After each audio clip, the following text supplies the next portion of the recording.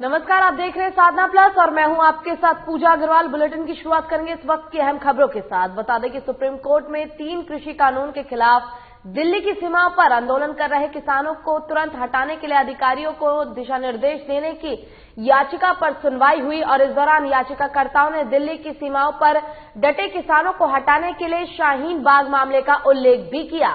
साथ ही इस पर भारत के मुख्य न्यायाधीश ने कहा कि कानून व्यवस्था के मामले में कोई मिसाल नहीं दी जा सकती है। वहीं सुनवाई के बाद सुप्रीम कोर्ट ने इस संबंध में केंद्र और पंजाब हरियाणा की राज्य सरकारों को नोटिस जारी किया है। बता दें कि पूरे मामले पर अगली सुनवाई अब कल होगी।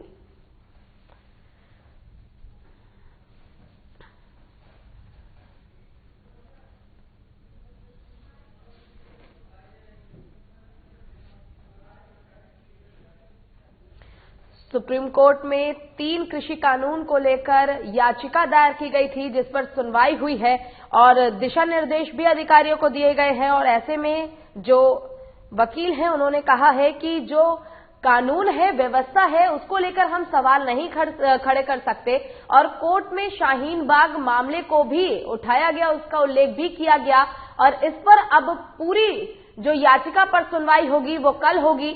फिलहाल के लिए अधिकारियों को दिशा निर्देश दिए गए हैं और हरियाणा पंजाब राज्य के सरकारों को नोटिस भी जारी किया गया है।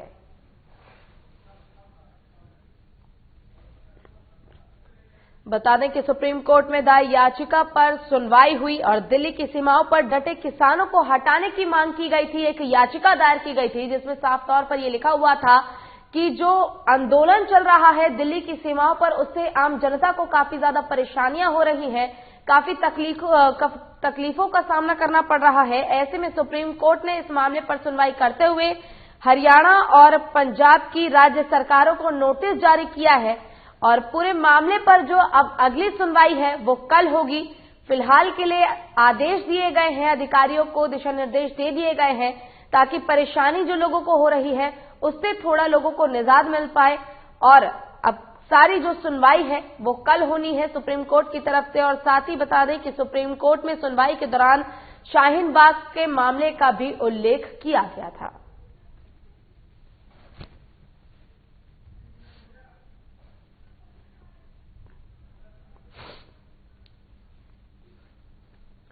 सुप्रीम कोर्ट में 3 कृषि कानून के खिलाफ दिल्ली की सीमाओं पर आंदोलन कर रहे किसानों को तुरंत हटाने के लिए अधिकारियों को दिशा निर्देश दिए गए हैं और याचिका पर सुनवाई भी की गई है।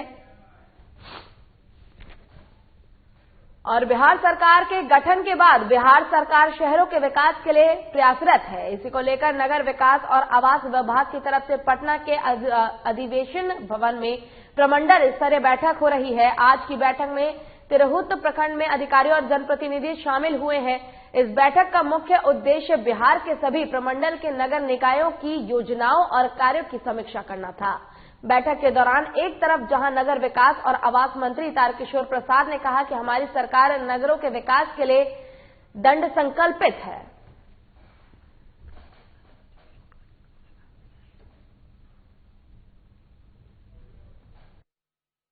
बेहतरी के लिए हम क्या कर सकते हैं उस पर चर्चा हो रही है और आने वाले दिनों में एक बड़ा फीडबैक हमको मिल जाएगा कि पूरे बिहार में जो स्थानीय नगर निकाय हैं उनकी क्या स्थिति है और कितना हम उसमें कर सकते हैं।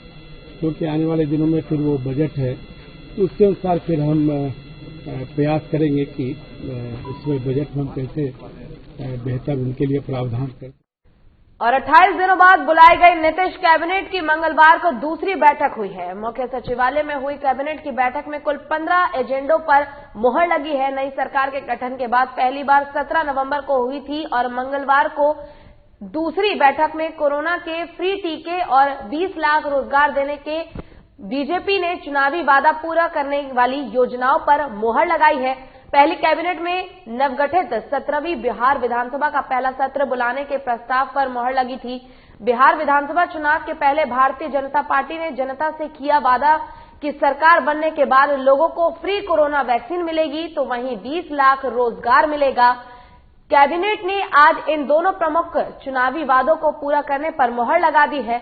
इसके लिए युवाओं को व्यवसाय करने पर सरकार 5 लाख तक का अनुदान देगी। इस योजना में 50% की राशि सब्सिडी के तौर पर मिलेगी। नीतीश कैबिनेट की हुई बैठक में आत्मनिर्भर बिहार की योजनाओं पर मुहर लगी है।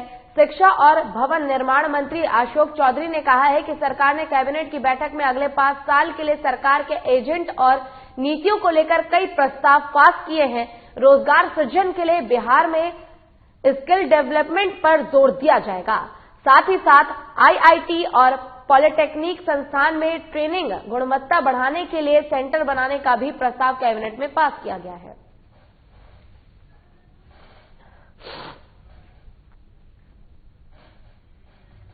और झारखंड में 17 दिसंबर से 10वीं से 12वीं कक्षा तक के लिए स्कूल खुल जाएंगे।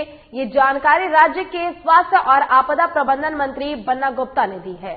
मुख्यमंत्री हेमंत सोरेन की अध्यक्षता में हुई आपदा प्रबंधन पदाधिकारी की बैठक में यह फैसला लिया गया है। हालांकि इससे संबंधित आदेश और शर्तें आज शाम तक जारी होने की संभावना है। मंत्री बन्ना गुप्ता ने बताया कि 10वीं से नीचे की कक्षाओं के लिए पहले की तरह ही ऑनलाइन कक्षाएं चलती रहेंगी। फिलहाल कोचिंग संस्थानों को खोलने पर कोई निर्णय नहीं हुआ है। वहीं मेडिकल, डेंटल और नर्सिंग कॉलेज समेत और सभी प्रकार के सरकारी प्रशिक्षण संस्थान खोलने पर पदाधिकारियों ने रजामंदी दे दी है। वहीं स्विमिंग पूल, पार्क और सिनेमा घरों को अभी बंद ही रखने का फैसला किया गया है।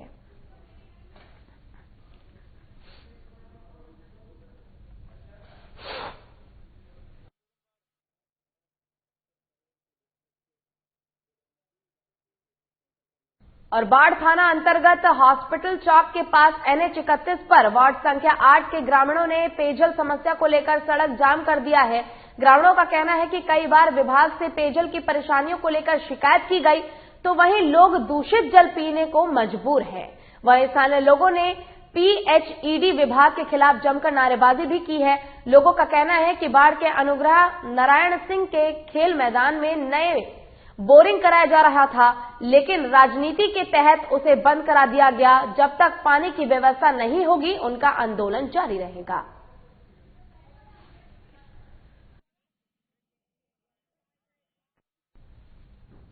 यहां रुकेंगे एक छोटे से ब्रेक के लिए। ब्रेक के बाद जल्द होंगे हाजिर।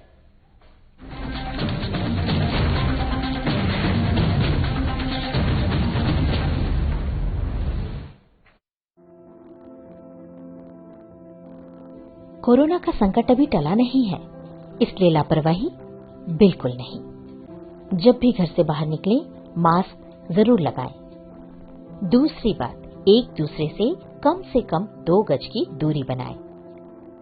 और तीसरा, अपने हाथों को साबुन से अच्छी तरह बार बार धोएं। यदि हम इन सभी मुख्य बातों पर अमल कर लें तो कोरोना वायरस के संक्रमण से बच सकते हैं और हमारा राज्य कोरोना मुक्त हो सकता है। मेरे प्यारे झारखंड वासियों, कोरोना का जंग अभी जारी है। हम और आप मिलकर ही इस जंग को जीत सकते हैं। इस द्वारा दिए जा रहे निर्देशों का पालन करें और विश्वास रखें, हम और आप मिलकर जरूर इस जंग को जीतेंगे। सूचना एवं जनसंपर्क विभाग, झारखंड सरकार द्वारा जनहित में प्रसारित।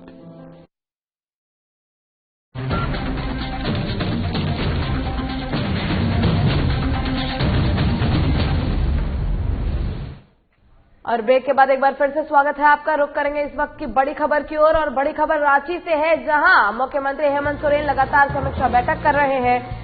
बता दें कि उनका बैठकों का दौर जारी है। मुख्यमंत्री आज 3 विभागों की समीक्षा बैठक करेंगे। नगर विकास और आवास विभाग की समीक्षा शुरू हो गई है और मुख्यमंत्री GRDA की बैठक में भी शामिल होंगे। मुख्यमंत्री 5 बजे करेंगे ऊर्जा विभाग की समीक्षा बैठक। ये बड़ी खबर है। आपको बता दें कि मुख्यमंत्री हेमंत सोरेन का 1 साल का कार्यकाल पूरा होने जा रहा है, जिसको लेकर लगातार वो समीक्षा बैठक कर रहे हैं और बैठकों का दौर भी लगातार जारी है। और आज 3 विभागों की समीक्षा बैठक करेंगे मुख्यमंत्री हेमंत सोरेन। नगर विकास और आवास विभाग की समीक्षा करेंगे। मुख्यमंत्री GRDA की बैठक में शामिल होंगे। शाम 5 बजे ऊर्जा विभाग की समीक्षा बैठक भी करेंगे मुख्यमंत्री हेमंत सोरेन। और इसी पर अधिक जानकारी के साथ हमारे संपादक दीपक ओझा जी हमारे साथ जुड़ चुके हैं। दीपक जी, मुख्यमंत्री हेमंत सोरेन का 1 साल का कार्यकाल पूरा होने जा रहा है, जिसको लेकर बैठकों का दौर जो है वो लगातार जारी है और एक बार फिर से 3 विभागों के साथ समीक्षा बैठक करने जा रहे हैं आज मुख्यमंत्री। इसको लेकर पूरी जानकारी क्या है? बिल्कुल पूजा, मुख्यमंत्री लगातार बैठक कर रहे हैं, सभी विभागों की समीक्षा कर रहे हैं कि आखिर जो 1 साल का उनका कार्यकाल है, किस विभाग में क्या कुछ काम किए हैं, जो जनता के लिए योजनाएं चलाई जा रही हैं उसमें क्या प्रगति है, उस सबसे रिपोर्ट ले रहे हैं। सभी विभागों के मंत्री और विभागीय सचिव, विभाग के अधिकारी शामिल हो रहे हैं। तो ये एक मंशा दिखता है पूजा सरकार की, और मुख्यमंत्री लगातार करते आ रहे हैं कि हम रिपोर्ट कार्ड पेश करना चाहते हैं जनता के पास कि क्या हमने किया है और क्या हमने वादे किए थे। अभी नगर विकास विभाग की समीक्षा कर रहे हैं मुख्यमंत्री। समीक्षा बैठक शुरू हो गई है। विभागीय मंत्री और विभागीय सचिव, सभी आला अधिकारी, मुख्य सचिव, मुख्यमंत्री के प्रधान सचिव, सारे अधिकारी मौजूद हैं। और सबसे अहम आज का जो बैठक है पूजा, वो जीआरडीए की बैठक है। GRD greater Ranchi development authority है, उसमें ग्रेटर रांची बनाया जाना है, यहाँ पर स्मार्ट सिटी बनाया जाना है। उस पर प्रगति रिपोर्ट पर चर्चा होगी कि आखिर क्या कुछ डेवलपमेंट हो पाया है और जो दिशा निर्देश है स्मार्ट सिटी का, उसमें क्या कुछ हो पाया है और क्या कुछ करना बाकी है, क्योंकि 1 साल पर मुख्यमंत्री अपना रिपोर्ट कार्ड पेश करने वाले हैं। तो ये एक आज की अहम बैठक है। अब दूसरी अहम बैठक है 5 बजे से जो शुरू होगी पूजा, वो ऊर्जा विभाग की बैठक है। ऊर्जा विभाग का सुबह से हम लोग खबर चला रहे हैं कि ऊर्जा विभाग ने एक प्रस्ताव पेश किया सरकार के पास। उसने कहा है कि जो एनुअल रेवेन्यू फॉर्मेट है वो हमारा कम हो रहा है, तो एनुअल रेवेन्यू फॉर्मेट को बढ़ाने के लिए हमें रिवाइज करना होगा जो बिजली वितरण का रेट है। तो उसके लिए अभी विपक्षी हंगामा शुरू कर दिया है, लेकिन सरकार वापस लेती है या बिजली विभाग को ये आदेश देगी कि आप बढ़ा सकते हैं। इस पर भी चर्चा होने की संभावना है और अहम फैसले आ सकते हैं सरकार के। पूजा जी, जैसा आपने बताया दीपक जी कि ग्रेटर रांची को लेकर भी बैठक में शामिल होंगे हेमंत सोरेन जी, तो क्या लगता है कि इस बैठक में आखिर किन किन मुद्दों पर चर्चा की जा सकती है और किन मुद्दों को लेकर फैसला दे सकते हैं हेमंत सोरेन? देखिए, जीआरडीए जो है ग्रेटर रांची डेवलपमेंट अथॉरिटी पूजा, उसमें बैठकें होती है डेवलपमेंट रिपोर्ट को लेकर के कि जो जगह चिन्हित किए गए हैं।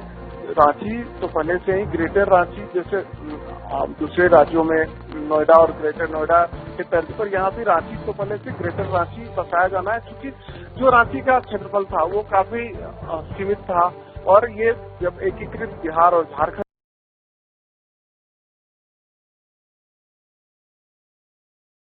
था तो ये उप राजधानी हुआ करती थी। उस हिसाब से रांची को बनाया गया था, बसाया गया था।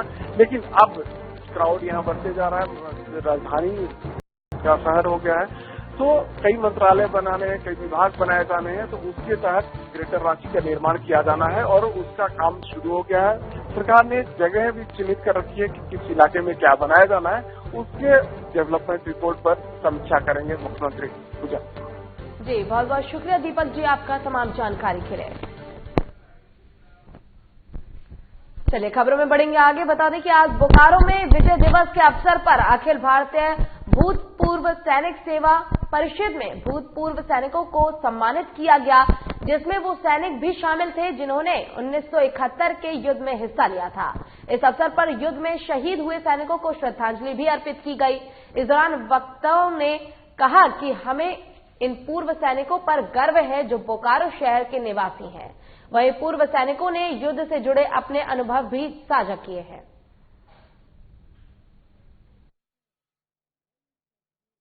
हमारे जो वीर जवान हैं सीमा पर, वो आज ही के दिन नहीं, प्रत्येक पल वो इस स्थिति में तैयार रहते हैं कि कब हम यहाँ के लोगों की सुरक्षा के लिए, इस देश की धरती के लिए हम अपने को न्योछावर कर दें। और उनकी इसी अवस्था के कारण हम आज एकदम अपने को सुरक्षित महसूस कर रहे हैं। और ये बहुत बड़ा समय बीता है 1947 से लेकर आज तक, जो हमारे जवान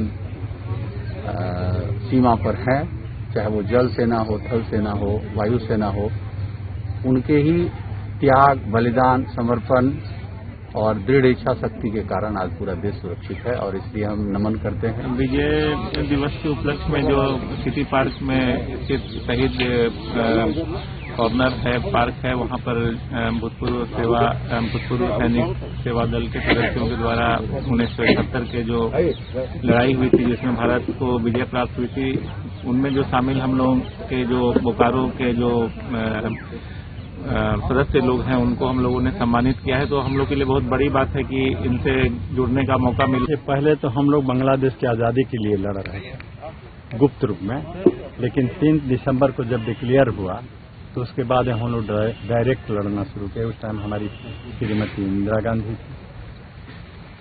हम लोग जहां तक बोला गया था, डिफेंस मिनिस्टर हम लोग के जगजीवन राम जी थे कि हमारे जवान जो है पाकिस्तान में नस्ता करेंगे, तो हम लोग पश्चिमी पाकिस्तान जाकर 22-24 किलोमीटर आगे जाकर सक्करगढ़ सेक्टर के अंदर हम लोग प्रवेश किए थे।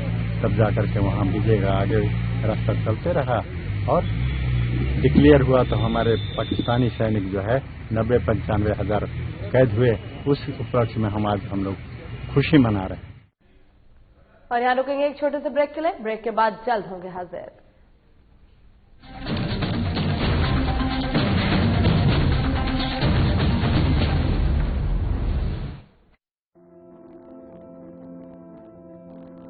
कोरोना का संकट अभी टला नहीं है, इसलिए लापरवाही बिल्कुल नहीं। जब भी घर से बाहर निकलें, मास्क जरूर लगाएं। दूसरी बात, एक दूसरे से कम 2 गज की दूरी बनाएं। और तीसरा, अपने हाथों को साबुन से अच्छी तरह बार-बार धोएं। यदि हम इन सभी मुख्य बातों पर अमल कर लें तो कोरोना वायरस के संक्रमण से बच सकते हैं और हमारा राज्य कोरोना मुक्त हो सकता है। मेरे प्यारे झारखंड वासियों, कोरोना का जंग अभी जारी है। हम और आप मिलकर ही इस जंग को जीत सकते हैं। इसलिए सरकार द्वारा दिए जा रहे निर्देशों का पालन करें और विश्वास रखें, हम और आप मिलकर जरूर इस जंग को जीतेंगे। सूचना एवं जनसंपर्क विभाग, झारखंड सरकार द्वारा जनहित में प्रसारित।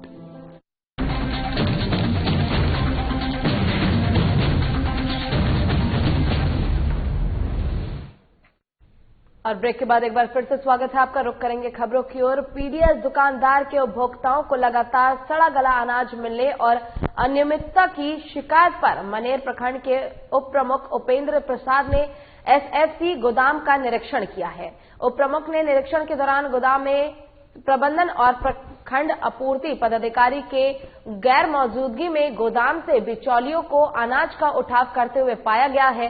साथ ही गोदाम में काफी अनियमितता के साथ ही अनाज के बोरे फटे रहने की वजह से खराब होने की स्थिति में चारों ओर बिखरे थे। इस संबंध में उप प्रमुख ने बताया कि उपभोक्ताओं ने पीडीएस दुकान से खराब अनाज और प्रखंड आपूर्ति कार्यालय बंद की सूचना मिल रही थी, जिसके बाद एसएफसी गोदाम का निरीक्षण किया गया, जिसमें गोदाम प्रबंधक और एमओ गैर मौजूद रहे। पहले तो खाद्य आपूर्ति पदाधिकारी नदारत मिली। जब हमने गोदाम का निरीक्षण किया तो गोडाउन मैनेजर भी उपलब्ध नहीं थे।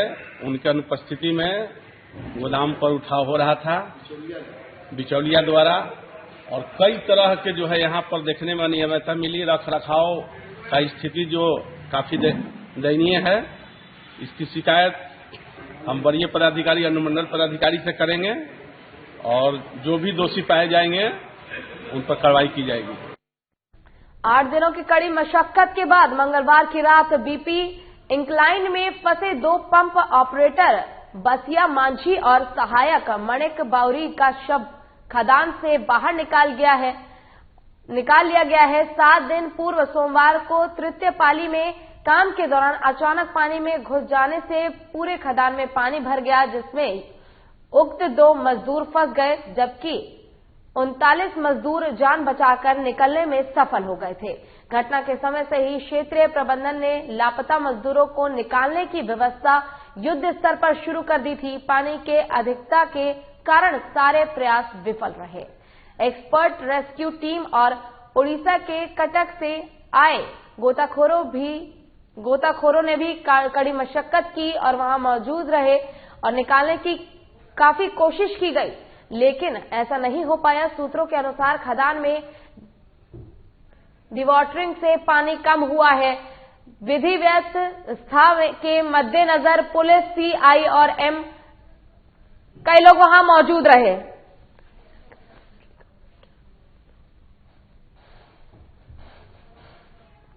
सुरक्षा बल खदान पर तैनात किए गए। दूसरी तरफ लाश मिलने की जानकारी मिलते ही मृतकों के परिजनों में हाहाकार मच गया। परिवार का रो रो कर बुरा हाल हो गया। शवों के बाहर निकालने से पहले ही ईसीएल प्रबंधन वहां से नदारद हो गए। इधर परिजन शव के साथ धरने पर बैठे दोषी अपराधियों पर कार्रवाई करने की मांग कर रहे हैं।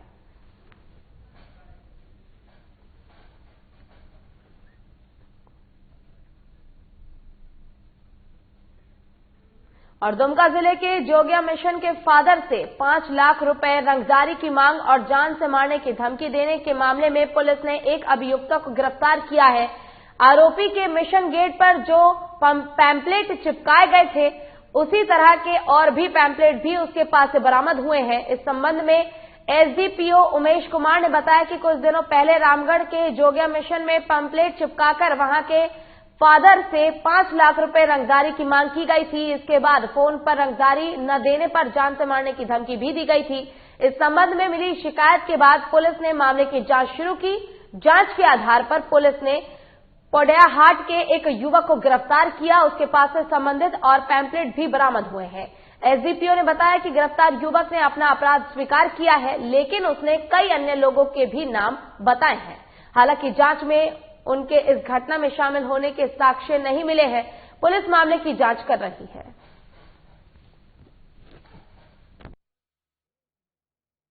थाना प्रभारी को जोगिया मिशन के फादर महोदय द्वारा एक सूचना प्रतिलिपि कराई गई थी। उस मोबाइल के धारक के आधार पर अपराध कर्मी तक पहुंचा गया और उनके पास से जो फादर के पास ये पंपलेट साटा गया था और ये जो पंपलेट साटा गया था उनके पास से जेबी से बरामद हुआ है और इसी के आधार पर उनकी गिरफ्तारी हुई। और कैमूर जिला उत्तर प्रदेश से सटा होने के कारण यहां शराब का कारोबार लगातार जारी है और पुलिस की कार्रवाई होने पर बड़े बड़े स्तर पर पकड़ने की कोशिश की जा रही है तस्करों को। बता दें कि कुछ दिन पहले शराब मामले में लापरवाही करने पर कुदरा के थाना अध्यक्ष शक्ति सिंह को मुख्यालय के निर्देश पर एसपी को निलंबित भी करना पड़ा था। वहीं दुर्गावती पुलिस ने गुप्त सूचना के आधार पर एक ट्रक की जब तलाशी ली तो ट्रक शराब से भरा पड़ा था, जिससे गुमलसराय से लोड कर रोहतास ले जाया जा रहा था। पुलिस ने ट्रक के चालक चंदन कुमार और मंटू कुमार को गिरफ्तार कर लिया है और जैसे ही ये खबर शराब कारोबारी के पास पहुंची तो उसने तुरंत अपने 2 कारोबारी मदन प्रसाद और अजय कहार को पैसे देकर छुड़ाने के लिए भेज दिया और थानेदार को रिश्वत देने के आरोप में दोनों मीडिएटर पकड़े गए। इसके पास से 2,30,000 रुपए नगद और स्कॉर्पियो जब्त की गई है। बता दें कि कुल 4 लोगों की गिरफ्तारी हुई है। साथ ही इन लोगों पर आधे दर्जन से अधिक शराब कारोबारी और हत्या से जुड़े मामले दर्ज हैं। के दौरान एक ट्रक पकड़ी गई जो यूपी नंबर की थी। उसको चेक करने के बाद उसमें केबिन बना करके शराब पाई गई और उसके जैसे ही ट्रक पकड़ाई उसमें 2 व्यक्ति पकड़े गए। उसके बाद से 2 व्यक्ति एक स्कॉर्पियो से आए और पुलिस को रिश्वत का लालच देकर इसको छोड़ने का प्रयास कराया गया। उन्हें भी रंगे हाथों गिरफ्तार किया गया। लगभग 2,30,000 रुपये उनके पास से बरामद हुआ और इन जब चारों अभियुक्त का सत्यापन किया गया तो सभी पर लगभग आधे दर्जन सभी पर अपराध शराब के मामले, हत्या के मामले पर पूर्व से लंबित है और 5-5, 6-6 ट्रक पकड़ाने के बड़े मतलब शराब माफिया हैं लोग। रोहतास जिले में सभी पर कांड दर्ज है। कुदरा थाने में भी यहाँ अंकित है। रहे थे कि जैसे हमारा पीछे से नाम जुड़ाता था। जैसे मान लीजिए आज माल पकड़ाया 10 दिन 5 दिन के बाद हमारा पीछे से नाम पड़ा गया तो न्यायालय पर हमको खड़े खड़े बेल दे दिया था। खड़े खड़ा न्यायालय से कितना बार आप पर मुकदमा दर्ज है? Sir 100 case sir. सब शराब में ही? हाँ सर, दूसरा आप ये धंधा अपने लिए करते हैं या कोई और दूसरा सरगना है? इसमें मेन में मनु है। मनु कौन है? मनु पटेल। अच्छा, उनका कहाँ का है मनु पटेल? मनु पटेल। और कैमूर जिले में इन दिनों सर्दी का मौसम चल रहा है। कुछ दिनों से कड़ाके की ठंड शुरू हो गई है। शाम होते ही चारों तरफ कोहरा हो जाता है। गरीब लोगों को रहने के लिए मोहनिया के दुर्गा पहाड़ में आश्रय स्थल को बनाया गया है, लेकिन इस आश्रय स्थल का कोई देखने वाला नहीं है। कई लोगों को तो इस आश्रय स्थल के बारे में जानकारी भी नहीं है, इसलिए लोग मजबूर होकर सड़कों पर खुले आसमान के नीचे रात बिताने को मजबूर है। गरीब मजबूरी में खुले आसमान के नीचे रात बिताने को मजबूर है। प्रशासन कागजों पर सभी चौक चौराहे, रेलवे स्टेशन, बस स्टैंड पर अलाव जलाने की बात तो कह रहा है, लेकिन हकीकत में धरातल पर अलाव जलता हुआ भी नहीं दिख रहा है। इसके लिए कैमूर जिले के सभी अंचलाधिकारी को अलाव जलाने के लिए राशि वितरित कर दी गई है। उसके बाद भी लापरवाही देखने को मिल रही है। इससे फुटपाथ पर ठिठुरते हुए रात काटने को गरीब मजबूर है, और अगर सर्दी सहन नहीं होती है तो गरीब लोग कूड़ा बिनकर आग जला लेते हैं और उसी के सहारे रात काट लेते हैं। अकेला साधु की तुमरिया तो बहुत बखेड़ा है आजकल। ठंडा नहीं लगता है बाबा? अबे वो वहाँ गए और अभी कम्बल आज मुसलमान को लटका दिया। अच्छा बाबा, यहाँ सरकार के तरफ से आग जल रहा है कहीं? देखिए इधर, देखिए सामने देखिए। आग से जरूरत नहीं है सर हजूर, आग से हम कपूर में छुपे हैं। और पूर्णिया अररिया सीमा पर पुल निर्माण करा रहे एक ठेकेदार के मुंशी सज्जो यादव की गोली मारकर हत्या कर दी गई। घटना रानीगंज थाना के काला बलवा की है। घायल अवस्था में सज्जो यादव को पूर्णिया सदर अस्पताल लाया गया, जहां डॉक्टरों ने उसे मृत घोषित कर दिया। मृतक के साढ़ू सुरेश यादव ने बताया कि सज्जो यादव ठेकेदार नवल किशोर यादव के कंस्ट्रक्शन कंपनी में मुंशी का काम करता था। वो काला बलवा में साइट पर रहकर पुल निर्माण का काम करवा रहा था। रात करीब 7:30 बजे कुछ अपराधी वहां पहुंचे और सज्जो यादव के छाती में गोली मार दी। ठेकेदार नवल किशोर यादव ने कहा कि जैसे ही उन्हें सूचना मिली वो घटनास्थल पर पहुंचे, तब तक अपराधी फरार हो गए थे। उसने किसी को भी नहीं देखा और आनन फानन में सज्जो को काला बलवा अस्पताल लाया गया। और इसी के साथ फिलहाल के लिए इस बुलेटिन में बस इतना ही। खबरों का सिलसिला लगातार आगे भी जारी है। आप देखते रहिए साधना प्लस। नमस्कार।